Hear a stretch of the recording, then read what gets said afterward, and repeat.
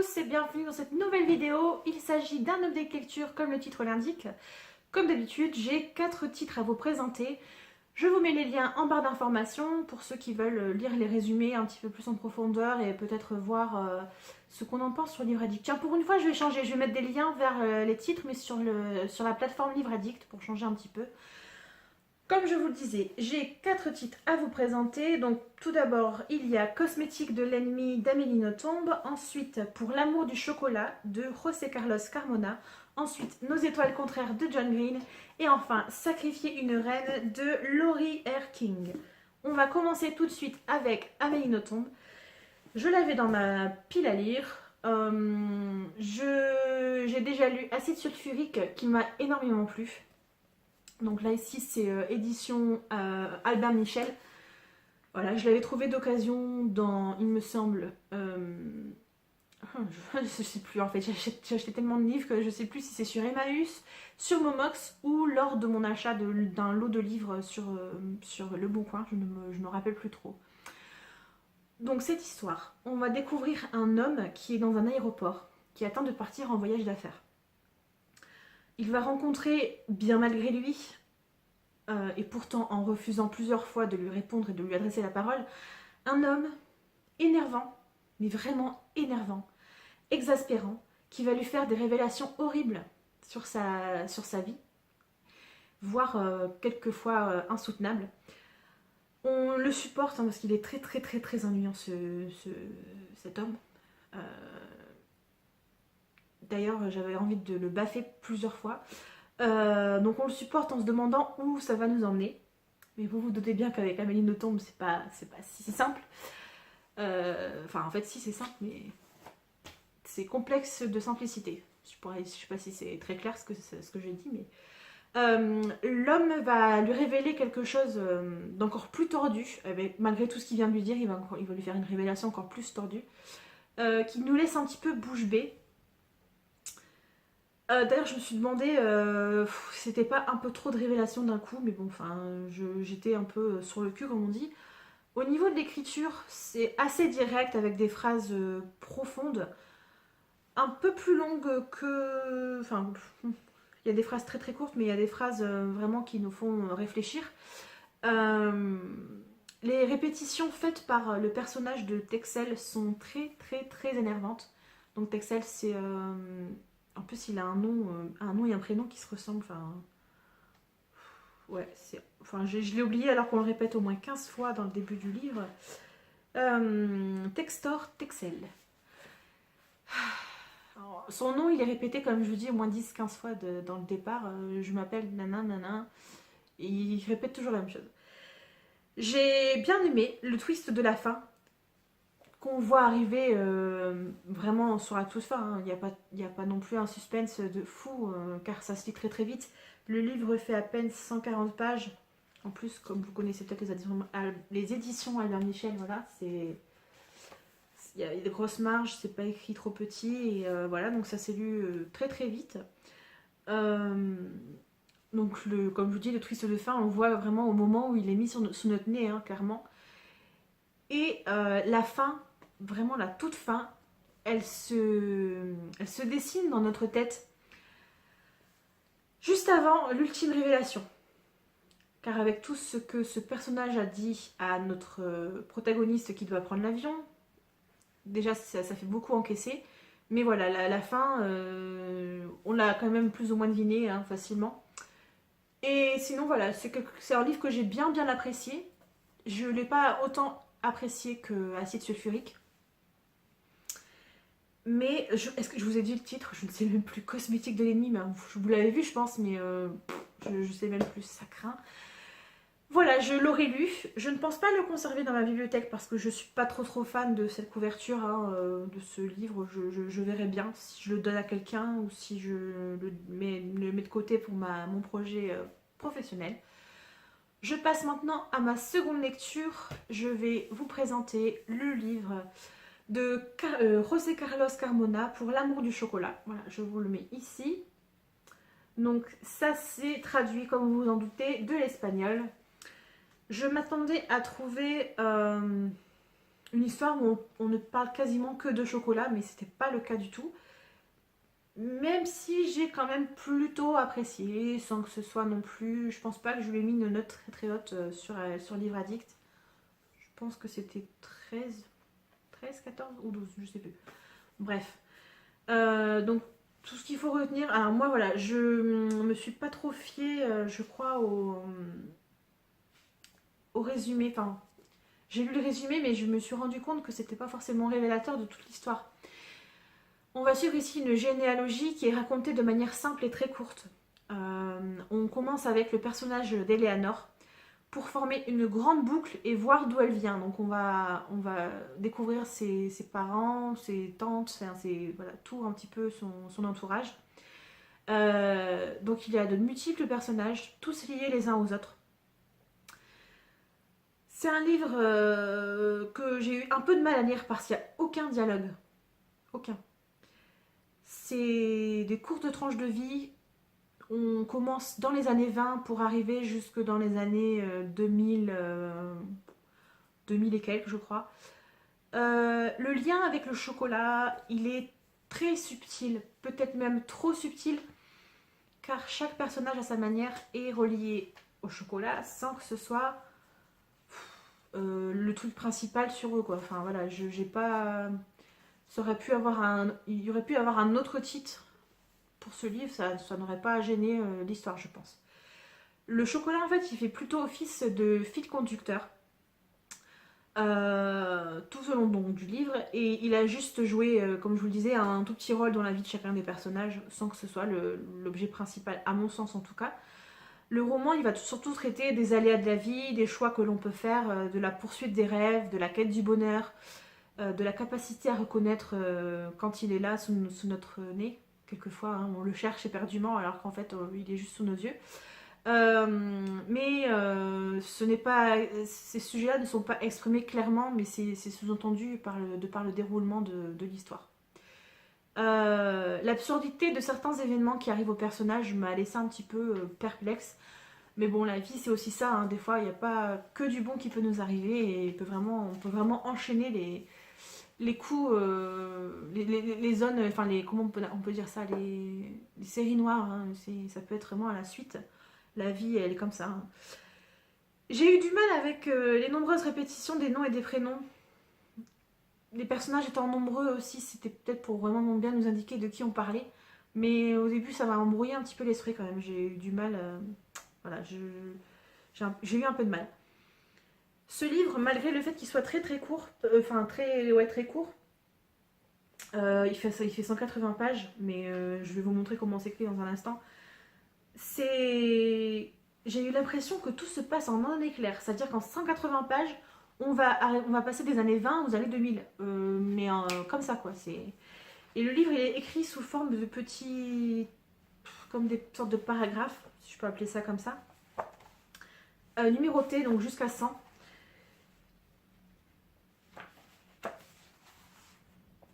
Ça, c'est le 32. Vous voyez, ça fait à peine une page. Une page et un petit... Voilà. 33. Donc ça se lit hyper rapidement. Heureusement, je pense, parce que un livre complet sans dialogue du tout, c'était un petit peu compliqué pour moi. C'était rien d'exceptionnel, hein, cette lecture. Assez simple au niveau de l'écriture. Assez impersonnelle en fait. Même j'ai eu du mal à rentrer dans la vie des personnages, malgré qu'on en sache quand même pas mal sur eux. Et du coup, quand il leur arrivait des trucs genre un décès ou des choses graves dans leur vie, j'étais pas affectée ou voilà, on ressentait pas les émotions de chaque personnage et c'est ça qui m'a un petit peu dérangée dans ce livre, c'est que ça aurait pu tellement être mieux si on s'était plus penché sur ça. Bon après, est-ce que c'est un choix de l'auteur de ne pas avoir trop insisté sur ce que les personnages ressentaient? Je sais pas, en tout cas, voilà, moi quand je lis des choses, j'aime bien ressentir des choses. Et là, c'était pas trop le cas pour ce livre. Donc, je vais pas le garder, hein, clairement. Et je ne vais même pas le prêter parce que pour moi, il n'y a rien clairement d'exceptionnel. Je passe maintenant à un livre que j'ai beaucoup apprécié. Il s'agit de Sacrifier une reine de Laurie R. King. Donc ce sont les aventures de Mary Russell et de Sherlock Holmes. Donc cette femme a décidé de poursuivre un petit peu la vie de Sherlock Holmes bien après les aventures d'Arthur Conan Doyle, en tout cas de ce qu'il en a écrit. Et j'ai découvert en lisant le premier tome qu'il y avait des suites. Enfin, je pensais que c'était juste un livre comme ça en fait, mais apparemment il y a plusieurs tomes. Je sais plus, c'est 3, 4. J'essaierai de vous le mettre en barre d'infos, mais sinon, de toute façon, avec le lien Livre Addict, vous verrez combien de tomes cette saga comporte. Donc on va découvrir au début de ce livre Marie, qui nous raconte sa vie et en fait comment elle a rencontré Sherlock Holmes. L'histoire, elle se passe pendant la Première Guerre mondiale, donc on est bien après la fin du 19e siècle, hein. Vu que c'est le début de la Première Guerre mondiale, pardon. Sherlock Holmes, dans ce livre, il a passé la cinquantaine et il a pris une retraite anticipée. Alors, moi, je sais pas si c'est parce que j'ai vu les films Sherlock Holmes avec Robert Downey Jr. et Jude Law, mais j'avais beaucoup de mal à m'enlever leur visage de ma tête. Alors, c'était un petit peu compliqué pour la lecture de ce livre parce que clairement, ça correspondait pas au film, hein. Après, on nous a jamais vendu que ça correspondait au film. Mais je n'ai pas encore lu les Sherlock Holmes d'Arthur Conan Doyle. Donc, je vous dirai peut-être en ayant lu. J'en ai pourtant dans ma pile à lire, hein, mais je me suis pas encore attaquée. Je m'y suis pas encore attaquée. Je vous dirai peut-être mon ressenti différemment par rapport à ces deux versions. Donc la Marie, elle n'a que 17 ans. Et son esprit et son humour sont très bien aiguisés, bien sûr, hein. Et évidemment, comme vous vous en doutez, elle est déjà assez fan de Holmes. Dans cette histoire, ce qui m'a fait sourire dans cette histoire, c'est que Sherlock Holmes, il est au courant de sa propre histoire d'Arthur Conan Doyle. C'est-à-dire que dans leur univers, sur Arthur Conan Doyle existe et Sherlock Holmes aussi, et il n'a fait en gros que relater les histoires et les aventures. Enfin, en tout cas, c'est ce que j'ai compris. Watson, lui il enjolive énormément les histoires qu'il a vécues avec Sherlock, voire même des moments où il invente des choses où il se met beaucoup plus en valeur que son ami. Et Marie, qui vit avec sa tante qui d'ailleurs ne la considère pas beaucoup et qui ne voit que son argent car elle a hérité d'une somme. Enfin voilà, à aucun moment on a de dialogue entre Marie et sa tante, mais on n'en sait pas beaucoup plus sur elle. Mais du coup elle fuit un petit peu son foyer et elle va tellement finir par tellement se faire apprécier par Holmes, apprécier par ou deux. Voilà. Holmes en gros il va tellement l'apprécier, cette petite Marie, qu'ils vont se lier d'amitié et ils vont se mettre à résoudre des énigmes tous les deux. Des affaires vont arriver, on va les suivre dans plusieurs aventures. Le ton est assez drôle, il y a pas mal d'actions, mais quelquefois j'ai eu du mal à suivre parce que je me suis perdue un petit peu dans le temps. Je m'explique. Au début du livre, j'avais vraiment l'impression que c'était construit un petit peu à la manière d'une biographie. Donc Mary Russell nous racontait son histoire car elle faisait des commentaires. Par exemple, je ne savais pas qu'à ce moment-là, il avait remarqué que j'étais comme ci ou comme ça. Comme si elle avait déjà un gros recul sur les événements de son passé. Et après, on était vraiment plongé au cœur de l'action comme si c'était raconté au présent. Donc voilà, c'est ce que j'ai eu du mal à suivre. Mais heureusement, j'ai trouvé les enquêtes assez intéressantes. Il y en a 2 ou 3, je crois, qui sont expliquées un petit peu plus en détail. J'ai beaucoup aimé. On fait l'impasse sur pas mal de zones de l'histoire de Mary Russell. Alors peut-être qu'on va plus nous l'expliquer dans les prochains tomes. En tout cas, voilà, il y a des choses qui m'ont un petit peu manqué dans ce bouquin. Le fil rouge de l'histoire, en fait, c'est que on sent que Holmes, il n'est pas indifférent à Mary Russell. Il y a des moments où il se positionne un petit peu comme son père, d'autres comme un ami, et à la fin du livre, peut-être comme un peu plus. Alors c'était très bizarre, donc j'ai hâte de découvrir la suite pour voir ce qui va se passer. Et Marie, clairement, à la fin du livre, elle se rend compte qu'elle peut plus se passer de Sherlock Holmes parce que à un moment, elle a failli le perdre. Enfin, il a failli y passer, en gros, durant une enquête. Et elle a pris du recul sur ça et elle s'est rendue compte que, en tout cas, de sa part à elle, ses sentiments avaient changé.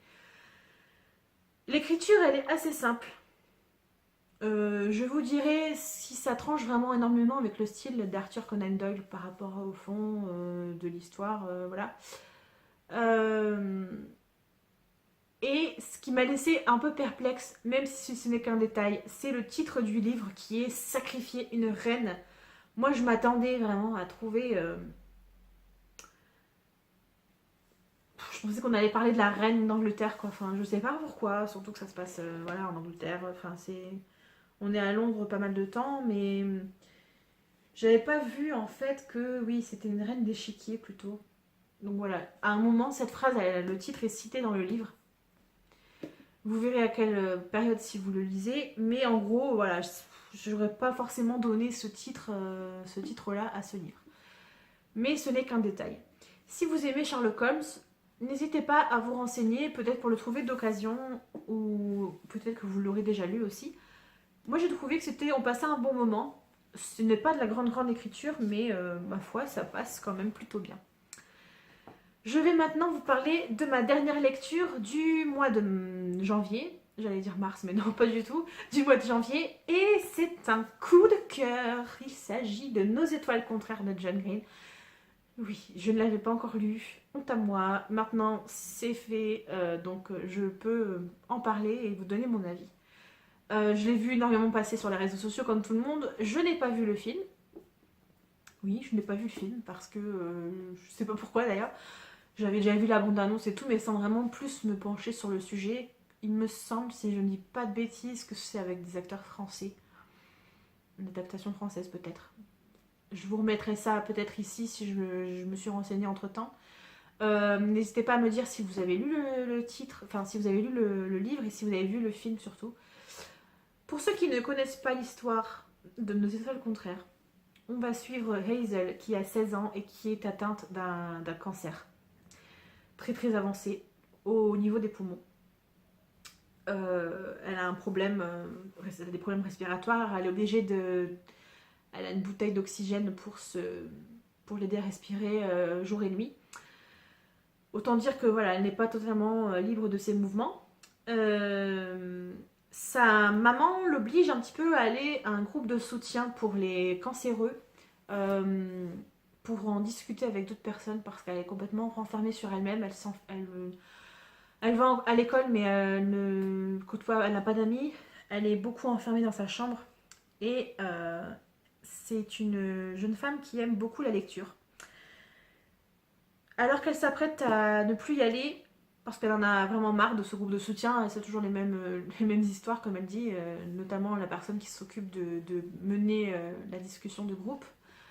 C'était un passage assez rigolo, parce que enfin, c'est pas marrant en soi hein, ce qui leur arrive, mais voilà, c'est traité avec humour, donc ça m'a fait rigoler. Elle va faire la rencontre d'un jeune homme sur qui elle va flasher, qui s'appelle Augustus. Qui est surnommé Gus ou Gus, mais moi je préfère Augustus, clairement. Lui, il est par contre en rémission totale. Donc voilà, il est un petit peu pas le modèle, mais ceux que tous admirent. Voilà, ils aimeraient beaucoup tous être à sa place. Malgré tous ses efforts à la petite Hazel pour ne pas succomber, elle va tomber un petit peu à la fois folle amoureuse de cet Augustus et le beau jeune homme a forcément, comme vous vous en doutez, tout pour plaire sur le papier. Il a un humour et une répartie vraiment cinglante. Il sort un petit peu des codes, il dit vraiment tout ce qui lui passe par la tête, il s'en fout complètement. Et on va découvrir des tranches de leur vie, à tous les deux. Je ne vais pas en dire plus pour ne pas vous dévoiler ce qui se passe dans le livre, sinon ce serait un peu dommage. J'ai vraiment adoré cette histoire. C'est un livre assez poignant quand même qui me fait poser la question de qu'est-ce qu'on laisse après la mort? Vaguement, hein, c'est pas un livre philosophique, hein, mais ça m'a fait penser un petit peu à la mort quand même, hein, parce que on en parle quand même à quasiment toutes les pages. C'est truffé d'humour et de jolies phrases, malgré le sujet, encore une fois très difficile. Ce livre, c'est un peu une ode à la vie, en nous montrant que tout est loin d'être noir dans une maladie. Alors certes, voilà, je pense que la majorité des gens, en général, a connu ou connaît quelqu'un qui a eu un cancer, qui est mort d'un cancer peut-être. Je pense que c'est arrivé peut-être à quasiment tout le monde, hein. Malheureusement, c'est la grosse maladie du siècle, je pense. Moi, personnellement, j'ai perdu mes 2 grands-mères d'un cancer, donc voilà, je sais de quoi je parle. Là, c'est encore plus touchant parce que ça arrive à des adolescents, des enfants et des adolescents, donc c'est encore plus poignant. Euh, Ça nous montre que tout n'est pas toujours noir, dans le sens où, certes, comme je vous disais, il y a des choses très difficiles au niveau des traitements, au niveau de la socialisation, au niveau de l'entourage, ce n'est pas toujours facile de se faire des amis, à moins de côtoyer des gens malades. Mais que malgré ça, c'est possible quand même d'être optimiste, de rire un peu de sa condition, de voir les choses positivement, de penser au futur et à l'avenir, même si on pense ne pas en avoir. Enfin, voilà, c'est vraiment... ça m'a foutu quand même une claque sur ce niveau-là. C'est que ils sont tellement pressés de vivre parce qu'ils sont condamnés pour la plupart, qu'ils ils font tout ce qui leur passe par la tête. Voilà, ils ont une envie, ils vont essayer de la réaliser.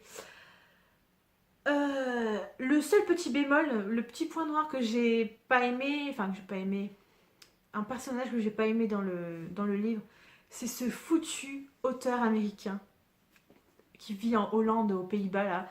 C'est un auteur que notre personnage, donc Hazel, a lu. Il a écrit un seul livre et c'est un petit peu son Graal en fait.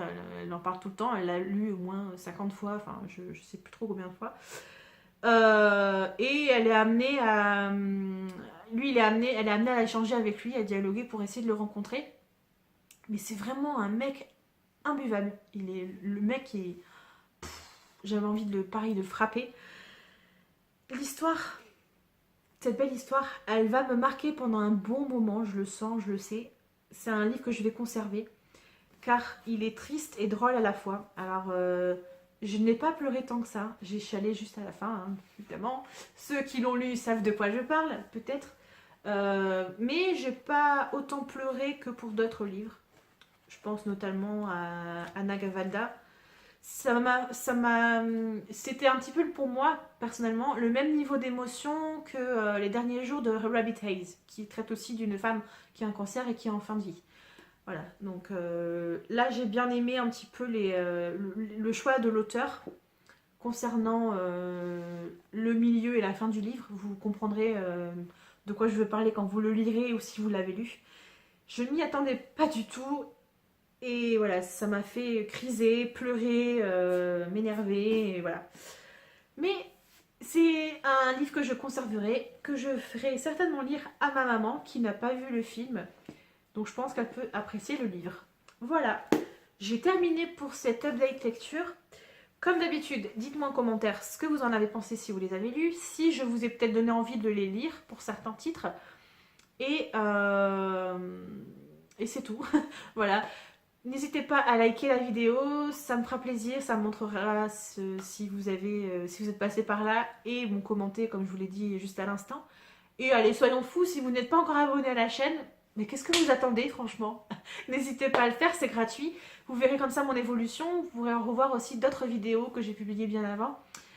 Pour ma part, je vous dis à très bientôt dans une prochaine vidéo. Portez-vous bien, profitez de la vie, couvrez-vous bien parce qu'en ce moment, ça caille. Nous, on n'a pas de neige par ici. Enfin, il fait beau et froid, froid sec. Il y a du vent surtout dans le sud de la France. Apparemment, il neige en montagne qui est pas très loin. Mais pour le moment, on n'a pas de neige au sol. Enfin, au sol, on n'a pas de neige, on n'est pas enneigé quoi. Donc, pour ma part, ça me va très bien. Je vous dis à très bientôt dans une prochaine vidéo et lisez beaucoup. Ciao ciao.